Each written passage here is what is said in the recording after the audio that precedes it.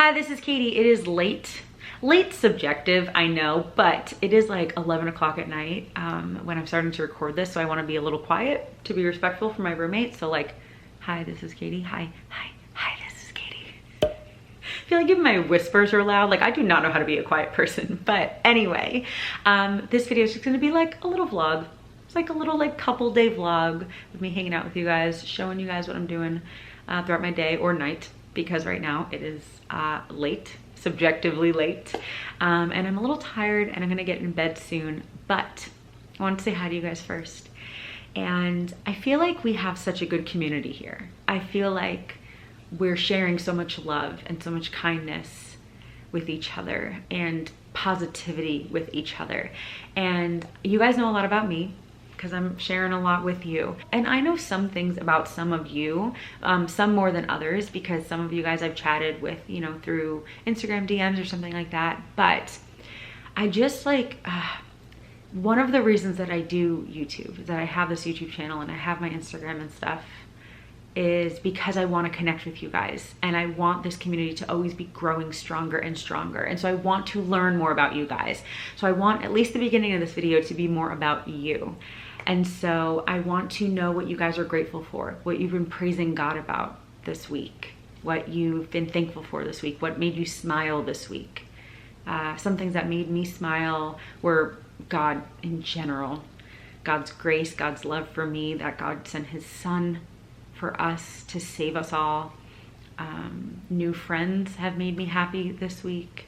My Tamagotchi has made me happy this week, and I've been grateful for this week. So I would love to hear something that you're grateful for that made you smile. Let me know in the comments. I would love to read them, and I know that other people would love to read them as well, for inspiration, for, you know, them to have a smile, and just to know that there are things, even during super rough times, that can still be positive, that we can still praise God for. I've heard once or twice when I've talked about being grateful, I've heard a couple people say that they didn't have anything to be grateful for, which I think is, I mean, so sad, first of all. And I think it is a sign of you know, sadness or depression. And not always, but, you know, I feel like if you feel like you don't have anything to be grateful for, there might be a lot of other things going on. And I think it could be helpful. It could, I'm not saying it will, but it could be helpful to find one or two things in your life that you're grateful for, no matter how low you're feeling, to potentially switch your focus. And so even if you feel like you have nothing, maybe you had a really good meal yesterday, maybe you spoke to someone yesterday and you smiled, maybe you saw a puppy video today that you smiled. I feel like when you're super low, which I have gone through a lot, it is so easy to be like, I'm not grateful for anything, everything sucks. But if you're able to switch that focus to something, it could potentially cause a ripple effect of being more positive. It might not. It might not. It totally might not. But it might. It could be, you know, worth that little second of effort to see if it will. But if you do have something that made you smile, that you're grateful for, that you're praising God about, I would love to hear it in the comments so that I can read it and so that other people can read it. And, you know, just another way that we can connect and share with each other. So I think that's all I'm going to talk about tonight. I'm going to probably lie down and watch some more Sister, which is such a good show. It is such a good show. I loved it when it was on the 90s, and I love it now. It's on Netflix, if you guys have Netflix.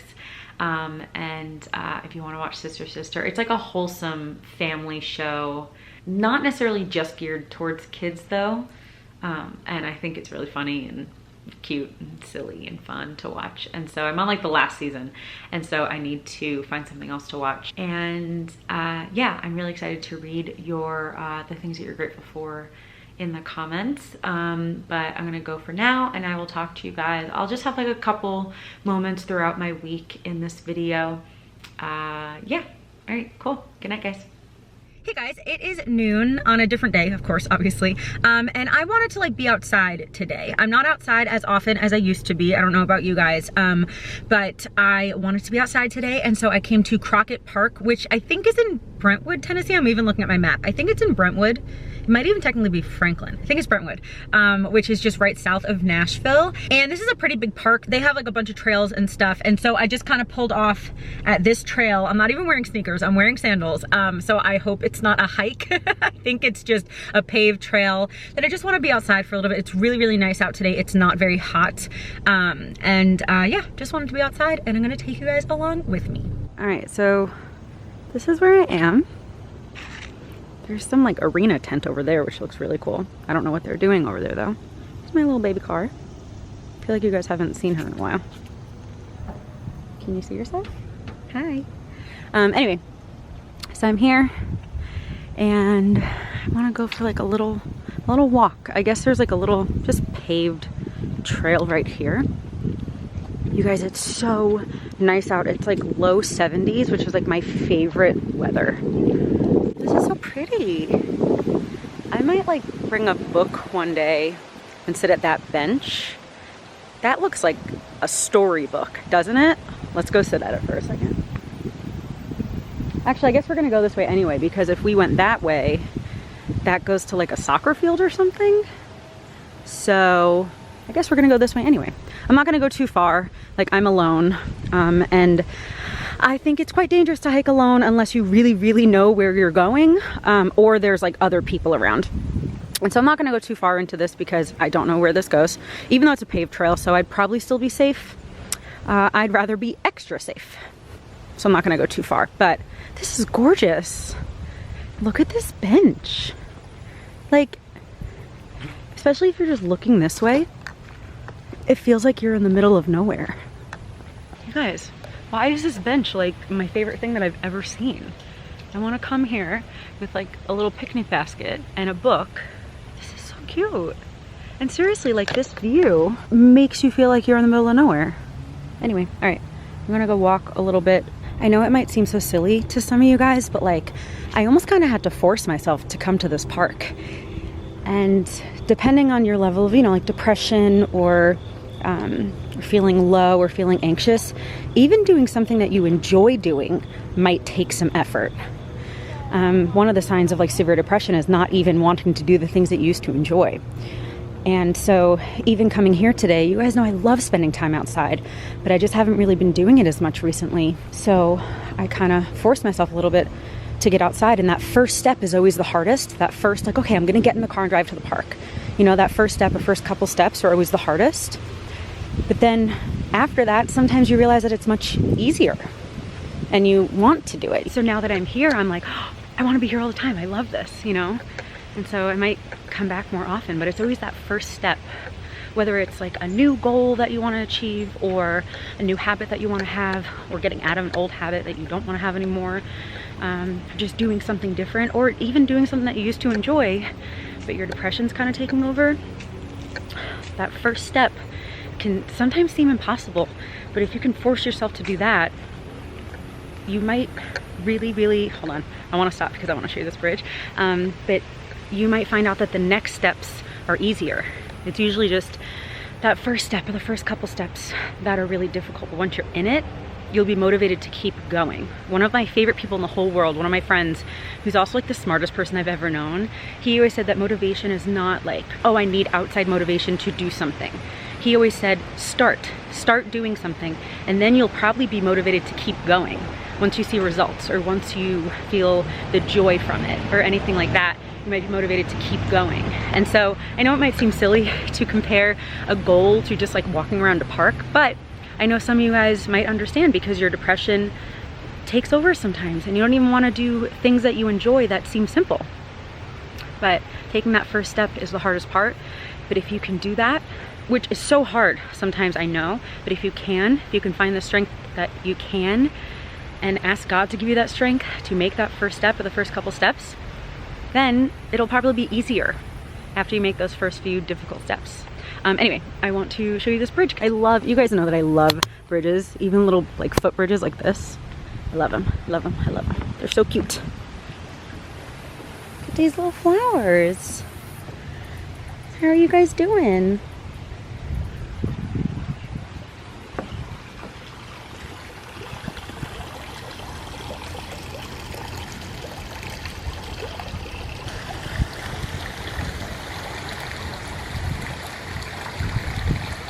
I'm just gonna go back the same way that I came though.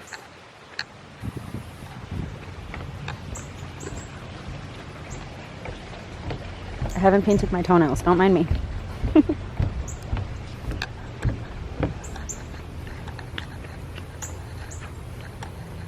I really think that I want to come here, like, honestly, I could come here every day and read my Bible or read a book or something at that little bench. Because it's not busy. I've seen a couple people, but not really. We kept our distance. But it's just so pretty. You know how like certain places, I don't know, will feel more like, I don't even know how to explain it. Like you'll just feel happy in certain places, I guess. Like you enjoy certain places. There's something about this little stretch that I'm just like really, really enjoying. So maybe I'll come back more often, sit at that bench, read a book.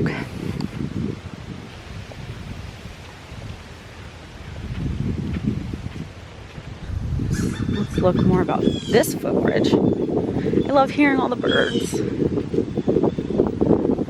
You guys, I know to some of you guys that might sound silly, like, oh no, I go outside every day and I go for a walk every day and whatever. But like, I know that some of you guys understand that when your depression gets so severe, you can't even do things that you normally enjoy, or not can't, but they just get so much more difficult. But I'm really glad that like I took that first step and, you know, made myself come here because I really, really like it here. I've never been here before, so, or like not to this part of the park at least. And I really, really like it. And sometimes it just takes that, like, hold on. And sometimes it takes that little effort or a lot of effort to do something. And please never compare yourself to other people, because there are other people who go out for walks every day, who go to parks every day, who are still traveling, who are doing whatever. But we're also different, you know? So if you want to do something, figure out a way for you to do it, you know? Okay, I will see you guys later. Hey guys, good morning. It is 10:15. I woke up a couple hours ago, but I have been doing some work. It is like pouring, or it was pouring here. Yeah, it's raining in Tamagotchi land too. Come on, can you see that? It's raining there too. He's still outside playing with his pet, so we're good. But when I woke up this morning and I checked on him, he was like almost dying. And I'm like, dude, I fed you last night, I gave you a bath, like we played games, like why overnight were you almost dying? But I gave him medicine. I took him out to breakfast. He had stew for breakfast. He had stew and, he had like a drink, a juice. He had stew and juice for breakfast. And I gave him some medicine and he went out and played outside with his pet for a little bit. So now he's doing all right. Now he's doing okay. But also I gave him a different background. Hold on, let me see if I can show you. I think you can see it. I bought him like the carousel background. Isn't that so cute? Oh, I also bought him a little bow. That was an accident. I did not mean to buy the bow, but still, he loves it. I linked this. You guys know I always have my Amazon recommended link in my description. I linked this just in case you wanted to get it for you or someone that you know. It's different than a regular Tamagotchi that we had growing up. This is much more like interactive. There's like games and stuff. There's different food you get to feed them. You get to go on vacation. He has pets. He can get married. If I have another one of these, I might buy another one for myself because he can get married. There's a lot of like extra stuff to do and it has been very, very fun. So I linked this in my Amazon recommended in my description. But yeah, now he's just hanging out as carousel. He's always just like jumping around. He's never really just like sitting. So he's just like jumping around. Anyway, the update on my Tamagotchi. He's still a ninja, by the way. He was a ninja the other day, but now he's a ninja with a bow. So, all right, I'm gonna get up. I want a little bit of breakfast. If you're wondering what's on my shirt, by the way, this is the Waterbury Spirit Kids Club shirt that came in adult sizes, which is like, it's a kids club. Why is the shirt in adult sizes? But the Waterbury Spirit was my favorite minor league baseball team of all time. They were only around from like 98 to 2002 in Waterbury, Connecticut. One of my favorite memories of the Waterbury Spirit, they were like a small little like single A baseball team in like a pretty rundown stadium, but like we just loved them. It was such like a homey kind of place. Like everyone really knew each other. Like it was we loved it. Like I used to go with my dad and my brothers a lot when I was younger. And me and my brothers used to like do all the games, like we ran around the bases and all that kind of stuff. But one of my favorite memories was I think it was like me, my dad, maybe like my 2 younger brothers. We were sitting right behind the dugout, like right behind the dugout, like the first row.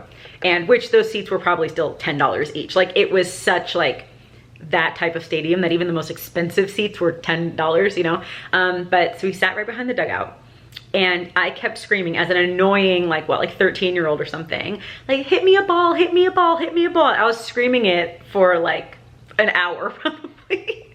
I don't even know how my dad handled that. I don't know how he handled that. But so there was a guy sitting in the dugout, and I guess he was sick of me screaming, hit me a ball. He literally lifted up the chain link fence that was separating us. Again, a little like rundown kind of ballpark. Not like super rundown, but like not a new ballpark, you know? But anyway, he lifted up the chain link fence and just handed me a ball.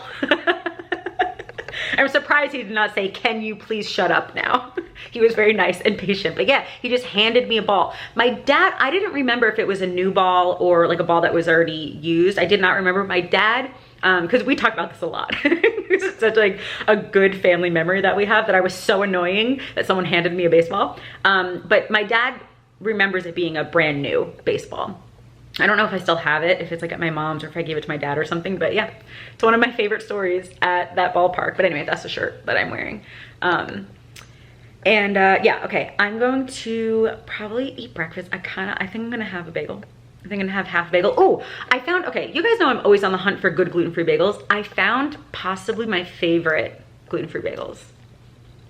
So I'm gonna go get them and make myself a bagel, and I'm gonna show you what they are. Why did it just get dark? I don't know what happened, but I'll be right back. Okay, so these are the gluten-free plain bagels. It even says like certified gluten-free right there.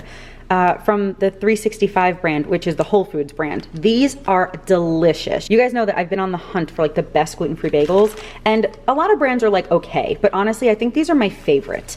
I just have the plain bagels. I don't even know if they had different flavors, but I only have half one left. I think I have another package of them in the freezer, but sometimes I'll take a little bit of the dough out because they're like the tiniest bit bready, but not really. I'll just take like a little bit of that out. And then I use it with Philly cream cheese. Mostly that's why I eat bagels, so I can have like a pound of cream cheese. And then one of you guys sent me this recently. This is from Epicure, and it's their everything bagel seasoning. And I know a bunch of brands do this, but this one is gluten-free, and wow, I love this. This is so good. So whoever sent this to me, thank you so much. Like, I'm gonna write you a thank you card, but I also wanna thank you in this video. And so since this is a plain bagel, I love everything bagels. So I'll just put a ton of cream cheese on here and then sprinkle half of this bottle onto there. And then I have my own everything bagel. Look how much of the seasoning I put on. It's so good. It's so good.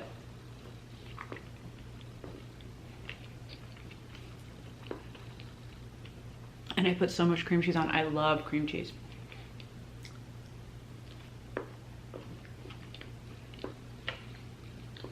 Like, Udi's makes good gluten-free bagels. Canyonland Bakehouse.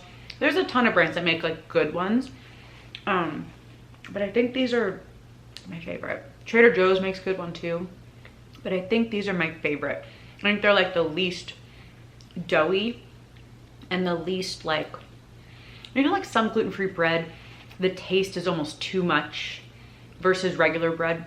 These bagels like don't have as much of that bready taste.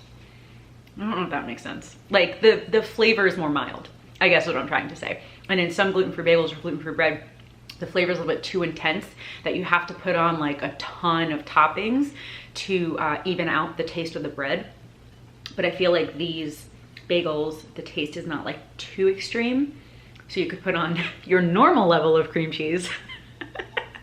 I love cream cheese so much. I love it. Or just at Whole Foods in the frozen section, like the frozen gluten-free section. Okay guys, I think that's gonna be it for this video. I'm gonna go finish my breakfast, edit this. I think I have a poppy seed in my teeth. But thank you guys for hanging out with me. I hope that you liked this little vlog. I hope that you guys enjoy these little vlogs. Tuesday is the start of a new series. I'm so excited. I mentioned it in last Tuesday's video. So if you did not watch that video, go watch that. It's titled, like, I lived in my car for 3 years. Go watch that video because I talk about the series that is starting on Tuesday. So I hope you guys are excited about that. The series is gonna be like 2 months long, and I'm gonna give you a lot of information. And so I really hope that you guys are excited, and I hope that you guys are subscribed so you get notified when those videos come out. And I post on other days too as well. But I hope that you guys are subscribed and ring the notification bell as well. This means bell. And follow me on Instagram too. And I guess that's gonna be it. Thanks again for watching, and I hope that you guys have a wonderful day. I love you, Jesus loves you, and I'll talk to you later. Bye. Bagel, bagel, bagel, bagel, bagel.